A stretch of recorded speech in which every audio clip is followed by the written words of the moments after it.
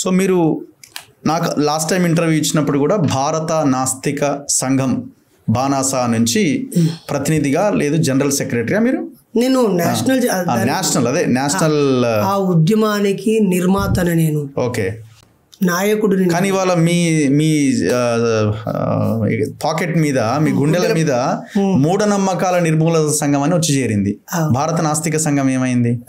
నేను 1995లో బాల నాస్తికుడిగా జి సారయ్య అనే అన్న ద్వారా ఈ సంఘంలో సభ్యుడిగా చేరాను. 95లో? 1995 ముందు నుంచి ఉన్నదేనా?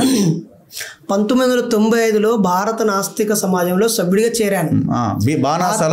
ఆ తర్వాత విజయవాడ నాస్తిక కేంద్రంలో సరస్వతి గోరా గారు, హేమలత లవణం గారు, విజయం గారు శిక్షణ తరగతుల్లో పాల్గొని హేతువాదిగా నాస్తికుడిగా నన్ను నేను మలుచుకున్నాను.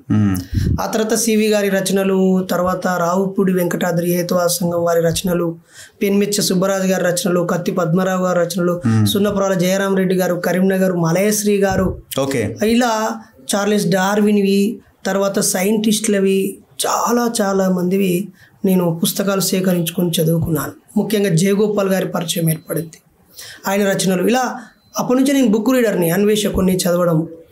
అలా నన్ను నేను 2004 నాటికి ఇంటర్ డిగ్రీ వచ్చేసి అప్పటికే ప్రదర్శనలు, మ్యాజిక్ షోలు, స్పీచ్లు ఇచ్చేవాడిని. 2004లో దానికి అనుబంధంగా విద్యార్థి ఉద్యమ ఆవిర్భావంలో నేను ఫౌండర్ని. కొద్దిమంది ఫౌండర్లో నేను ఒకరిని, నేను స్టేట్ ప్రెసిడెంట్ని. అలా ఉస్మానియాకి వచ్చి దాన్ని సైంటిఫిక్ స్టూడెంట్స్ ఫెడరేషన్ నిర్మించాను, జాతీయ స్థాయిలో విస్తరించాను. తర్వాత 2017లో భారత నాస్తిక సమాజం కమిటీలోకి రావాలన్నారు విద్యార్థి విభాగంలో నుంచి. వచ్చాను, వేలాది మందిని గుర్తించాను, ప్రయాణించాను, పరిచయం చేశాను, నిర్మించాను, అన్ని అందులోనే నా పెళ్లి చేసుకున్నాను. ఆ తర్వాత ఈ ఇన్సిడెంట్ జరిగిన తర్వాత అంతర్గతంగా కమిటీలో ఉన్న వాళ్ళు బైరి నరేష్ భారత నాస్తిక సమాజంలో ఉండడం వల్ల మన సంఘం ముందుకు వెళ్ళటం లేదు.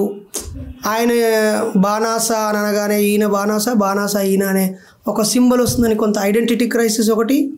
రెండోది ఆ సంఘం స్వేచ్ఛగా పనిచేయాలంటే మొన్న మీరేనా అన్న ఒక భయానికి గురైంది సంఘం. అది ఒక స్టేట్మెంట్ ఏమని ఇచ్చింది, 95 నుంచి ఉన్న సంఘం అట్లా భయానికి ఎట్లా గురవుతుంది అంటే దాంట్లో నాయకత్వం లేదు. భారత నాస్తిక సమాజం అని పేరే ఆ రకంగా పెట్టారు కదా. అవును, దాని ఉద్దేశమే అది కదా, ఐడియాలజీనే అది కదా. అవును, మరి ఇట్లాంటి వాటికి ఎట్లా భయపడి ఎట్లా నన్ను ఒంటరిని చేసింది సంఘం. ఒకటి ఏం ప్రకటన ఇచ్చారు వాళ్ళు? ఏం ప్రకటన అంటే బైరి నరేష్ అయ్యప్ప స్వామి పుట్టుకపై మాట్లాడిన వాక్యాలు వ్యతిరేకిస్తున్నాము అన్నారు. ఇక అలా అన్నాక అందులో నేను ఉండాల్సిన అవసరం ఉందా? లేదు. కానీ మీరు కూడా రియలైజ్ అయినారు కదా, మరి ఉండడానికి ఏముంది? ఇప్పుడు ఒకటి సంఘంలో పనిచేయడానికి స్వేచ్ఛ కావాలి మనిషికి, భావ ప్రకటన. రీజన్ ఏంటో చెప్పండి. ఒకటే రీజన్ ఉంటుంది, ఐడెంటిటీ క్రైసిస్.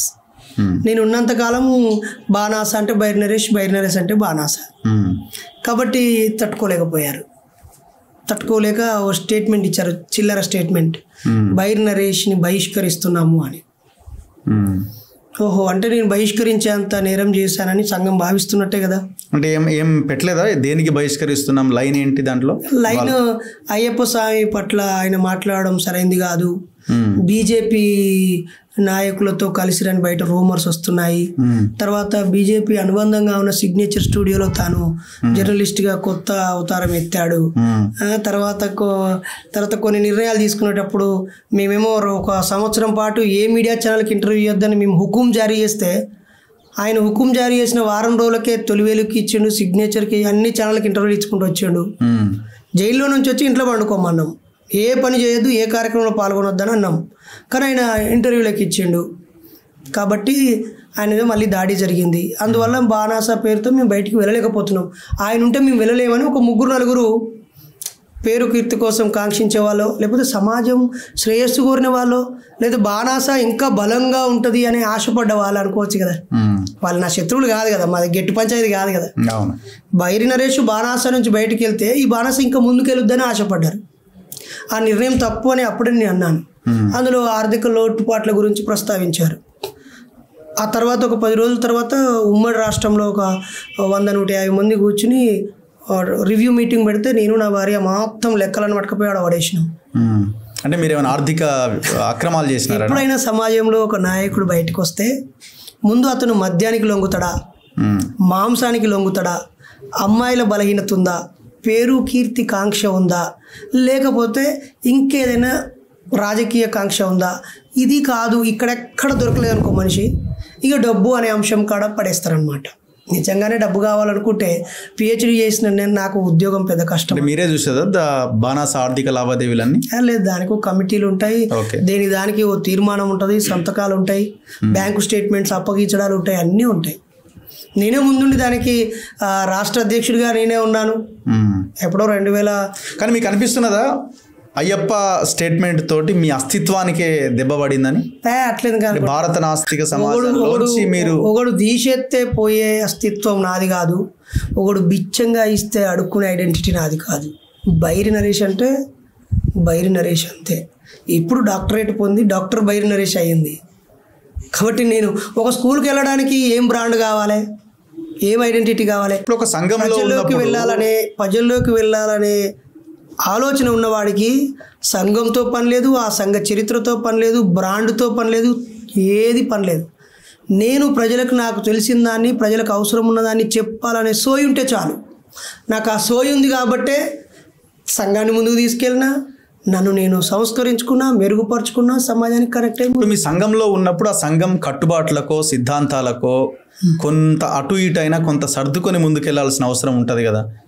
మీకు పేరు వచ్చింది కాబట్టి, మీకు పాపులారిటీ వచ్చింది కాబట్టి, నా వల్లే ఆ సంఘం ఎదిగింది అని మీరు అనుకొని వాళ్ళని ఏమైనా ఇబ్బంది పెట్టే ప్రయత్నం ఏమైనా చేశారా? ఎట్లా ఇబ్బంది పెడతాం? నేనున్న స్థాయిలో నన్నే జాతీయ అధ్యక్షుడిగా ఉండాలని అన్నారు. దీని ఫౌండరు బ్రతికి ఉన్నంత కాలం దానికి ఆయనే అర్హులు. ఇప్పుడు 2 రాష్ట్రాలలోనే ఉంది, ఇది నేను ఒక 10 రాష్ట్రాలకు విస్తరించిన తర్వాత జాతీయ అధ్యక్ష బాధ్యత తీసుకుంటా అని చెప్పాను. నేను జాతీయ అధ్యక్ష బాధ్యత నేను తర్వాత తీసుకుంటా అని చెప్పి జాతీయ కార్యదర్శి బాధ్యత తీసుకున్న వ్యక్తిని. కాబట్టి వేల మీటింగులు పెట్టాము, వేలాది మందితో మీటింగులు పెట్టాము. ఎక్కడో లోపం జరిగితే ఇవన్నీ ఎలా సాధ్యమైంది? అయినా 28 సంవత్సరాలు ఒకే సంఘంలో ఉన్నాము అని అంటే కొత్త కుంపటి పెట్టుకోవాలనే ఆలోచన ఉన్నట్ట కాదు కదా. 5-10 ఏళ్ళకే మారుతారు కదా. పోనీ అది అంతకుముందే బాగా పాపులర్ అయిన సంఘమా? కొన్ని సంఘాలు ఆల్రెడీ ఎస్టాబ్లిష్డ్ అయ్యి కమిటీలు, నిర్మాణాలు, ఫండు, ఆఫీసులు అన్నీ ఉంటాయి. అందులో చేరితే తొందరగా మన ప్రతిభతోనో, మాట చాతుర్యంతోనో, నాయకత్వ నైపుణ్యాలతోనో పైకి వెళ్ళిపోవచ్చు. మరి దీనికి అలాంటిది ఏమైనా ఉందా? జీరోతో ఉన్న